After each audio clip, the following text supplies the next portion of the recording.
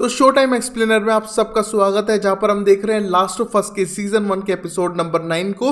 तो चलिए शुरू करते हैं गाइस, और अगर आपको दूसरी सीरीज देखनी है तो प्लेलिस्ट में जाके चेकआउट करें। तो चलिए शुरू करते हैं लास्ट ऑफ अस के लास्ट एपिसोड को, जहां पर एक प्रेग्नेंट लेडी को हम देख पाते हैं जंगलों में, और उसका नाम एना है। यहाँ पर उसके पीछे ज़ॉम्बी पड़े हुए हैं और वो अपनी जान बचाने के लिए एक अबेंडेंड घर में आ जाती है, और शायद वो अपने दोस्तों को ढूंढ रही थी, बट इस मोमेंट पे घर पर कोई भी नहीं था। और यहाँ पर ये ज़ॉम्बी अटैक करता है और इस प्रेग्नेंट लेडी को अभी बेबी होने वाला था, बट तभी वो ज़ॉम्बी को मार डालती है उस पर अटैक करने के लिए, बट ज़ॉम्बी ने उसे काट लिया है और यहाँ पर उसे एक बेबी बोर्न हो चुका है जिसका नाम वो एली रखती है। हम देखते हैं इस मोमेंट पे वो लेडी बहुत ज्यादा इमोशनल है, क्योंकि उसे पता है कि उसे अपने बच्चे को यहीं पर छोड़ना पड़ेगा और वो इन्फेक्टेड है। और रात को हम देखते हैं फायरफ्लाई ग्रुप को, जो वहां पर आने के बाद और इमोशनल होने लगता है, क्योंकि वो एना की जान नहीं बचा पाए। और यहाँ पर मर्लिन की वो बेस्ट फ्रेंड थी। हम देखते हैं वो एक दूसरे को बहुत लंबे टाइम से जानते थे, बट मर्लिन उस बच्चे को लेने के लिए एक्सेप्ट नहीं करती है, क्योंकि शायद वो भी इन्फेक्टेड हो सकता है। बट यहाँ पर एना बिलीव दिलाती है कि ये बच्चा पहले ही हो चुका था, बाद में उसे काटा गया है,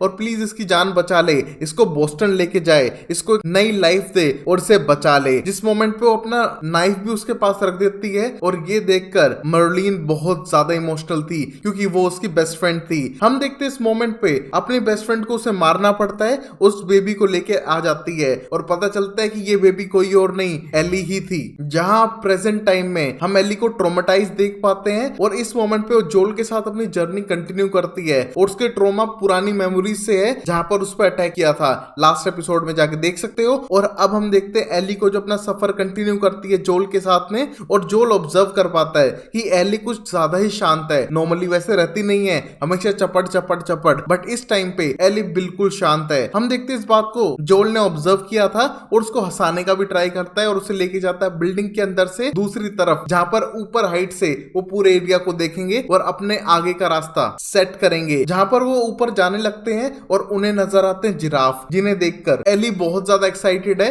क्योंकि उसने पहले जिराफ नहीं देखे थे। उस टाइम पे वो जिराफ को पत्ते फीड करते हैं और आगे बढ़ने की तैयारी कर रहे थे। जिस मोमेंट पे जोल बिल्कुल अपने आप को फादर फिगर मानने लगता है, और कहीं ना कहीं वो अब बहुत ज्यादा और केयर करता है एली की, और इसलिए वो चाहता है कि वो सफर को कंटिन्यू ना करते हुए टॉमीज की प्लेस पे चले जाए या कहीं और, जहां पर उन्हें हॉस्पिटल ना ढूंढना पड़े। बट इस मोमेंट पे एली का मानना था कि वो इतनी दूर आ चुके हैं तो आधे रास्ते से वापस नहीं जा सकते हैं, वो हॉस्पिटल ढूंढ के रहेंगे, शायद वो कोई हेल्प ही कर पाए फायरफ्लाई ग्रुप की, और उसके बाद वो जोल के साथ कहीं भी सेटल होने के लिए रेडी है। वो उसका पीछा वैसे भी नहीं छोड़ेगी, उसके लिए जोल ही सब कुछ है। जिस मोमेंट पे जोल को लगता है कि वो समझ पा रहा है, बट अब हॉस्पिटल ढूंढने का मन नहीं था जोल का, क्योंकि उसे लगता है कि शायद उसको और कोई खतरा हो सकता है, और अब तक उनकी जर्नी बहुत खतरनाक रही है। बट वो एली की बात मानते हुए आगे बढ़ने लगता है उस हॉस्पिटल को ढूंढने के लिए, जहां उन्हें एक आर्मी कैंप नजर आता है, जिसको देख के एली एक्साइटेड थी, बट तभी एक्सप्लेन करता है जोल की आर्मी कैंप है और फायरफ्लाई का हॉस्पिटल नहीं।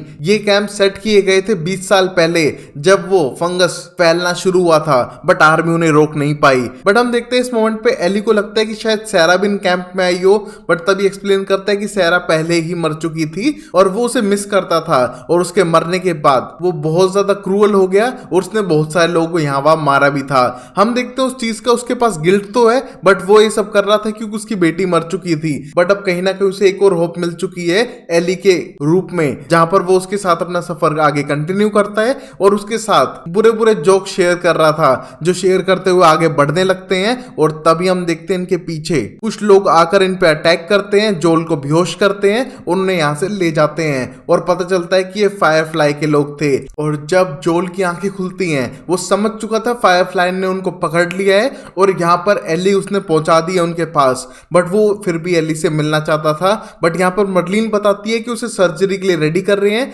और वो उनकी लास्ट होप है। जहां पर इस मोमेंट पे जोल उससे फिर भी मिलना चाहता है, बट यहाँ पर उसे साफ मना करती है मर्लिन, और एक्सप्लेन करती है कि तुम मुझसे अब नहीं मिल सकते हो। तुम्हें पता है हमारे डॉक्टर्स ने क्या बताया है कि उसके अंदर कोर्डिसेप तब से ही ग्रो कर रहा है जब से वो बॉर्न हुई है, और कोर्डिसेप उस पर इसलिए अटैक नहीं करते हैं क्योंकि उसके अंदर से भी वही केमिकल सिग्नल निकलते हैं जो कोर्डिसेप के अंदर से निकलते हैं, जिससे कि कोर्डिसेप को अपना ही पार्ट लगती है, और उस केमिकल को हम हार्वेस्ट करेंगे उसकी बॉडी से, उसको रीग्रो करके उस केमिकल को एक्सट्रैक्ट करेंगे, और ये दवाई सब लोगों को देंगे जिससे कि कोर्डिसेप उन पे अटैक ना करे। हमारे पास ये लास्ट होप है। जहां पर जोल को लगता है कि ये होप नहीं हो सकती है और वो एली को हार्म कर रहे हैं। बट यहाँ मर्लिन एक्सप्लेन करती है कि इसके सिवाय उनके पास कोई और चॉइस ही नहीं है और वो ये सब लोगों के लिए करने लग रही है। और यहाँ पर एली को कोई पेन नहीं होगा इसकी वो गारंटी देती है और उसको कुछ नहीं बताया गया है जिससे कि वो सेफ रहे। जिस मोमेंट पे जोल को गुस्सा आने लगता है बट तभी मर्लिन एक्सप्लेन करती है कि वो एली को उससे ज्यादा जानती है। उसकी माँ उसकी दोस्त थी और जब उसने बर्थ दिया तब से वो एली को जानती है और उसकी प्रोटेक्शन की जिम्मेदारी ली है उसने।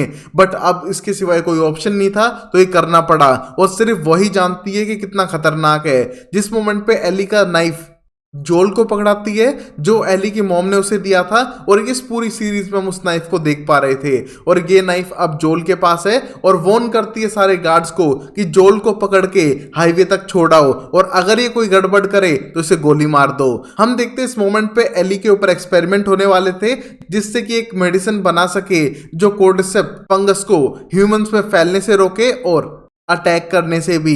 बट इस मोमेंट पे जोल ये नहीं चाह रहा था क्योंकि वो एली को अपनी बेटी की तरह देख रहा था। बट यहाँ पर जोल को वो सब लोग गन पॉइंट पे नीचे छोड़ने के लिए जाते हैं जहां पर उसे एली को लास्ट टाइम देखने का भी मौका नहीं मिला है। बट गाइस जोल तो जोल है, उसको हार नहीं माननी थी इसलिए वो पटक पटक कर मारता है इन सोल्जर्स को और उनको गोली से मार डालता है। और यहाँ पर वापस वो बिल्डिंग में आने के बाद सब लोगों पे फायरिंग करता है, जिनने हथियार डाल दिए हैं उनको भी गोली से मार डालता है क्योंकि उसे सिर्फ इस मोमेंट पे एली की जान बचानी थी। और वो पहुंच चुका था ऑपरेशन रूम में और देख पाता है कि डॉक्टर उस पर एक्सपेरिमेंट करने ही वाले थे।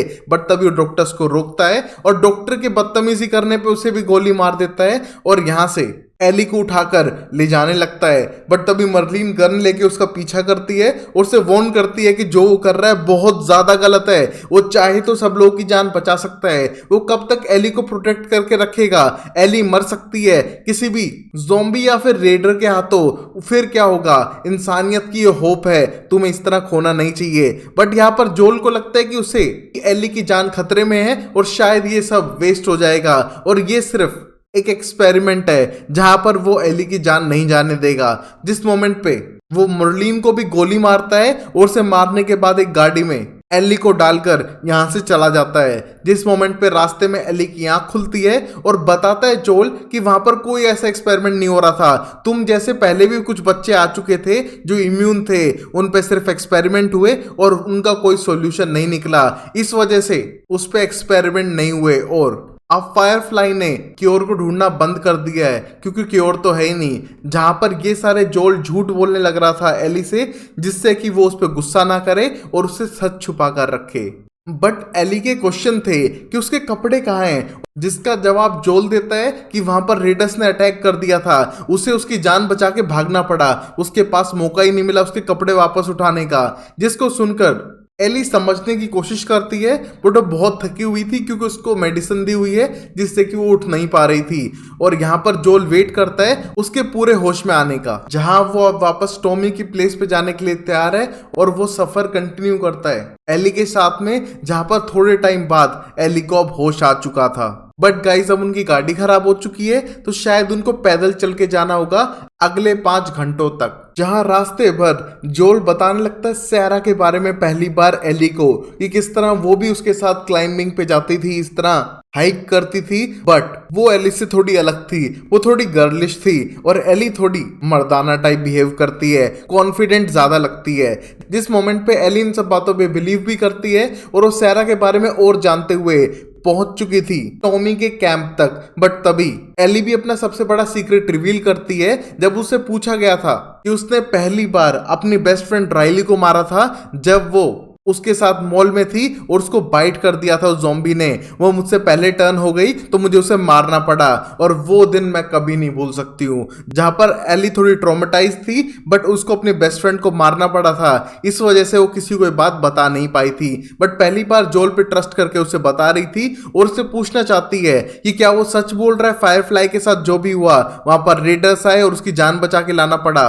जहां पर हम देखते हैं झूठ बोलते हुए प्रॉमिस करता है जोल कि ये सारी बातें सच है, सिर्फ उसकी जान बचाने के लिए जोल यहाँ पर उससे झूठ बोलता है और उसको प्रॉमिस करता है कि वहां पर रेडर्स ने अटैक किया, उसकी जान बचा के वो लेके आ चुका है और यहाँ पर कोई भी क्योर नहीं है। ये सब बातें बताने के बाद एली उसके साथ टॉमी के प्लेस तक जाने लगती है जहां पर ये सीजन एंड होता है। अब देखते हैं अगले सीजन में होता है क्या। और अगर आपको और सीरीज देखनी है तो प्लीज चैनल पे चेकआउट करें, आपको बहुत अमेजिंग सीरीज मिलेंगी। तब तक के लिए वीडियो को लाइक करें, चैनल को सब्सक्राइब करें और देखते रहें show time explainer amazing series के लिए। तब तक के लिए take care, bye bye, sayonara and Tata.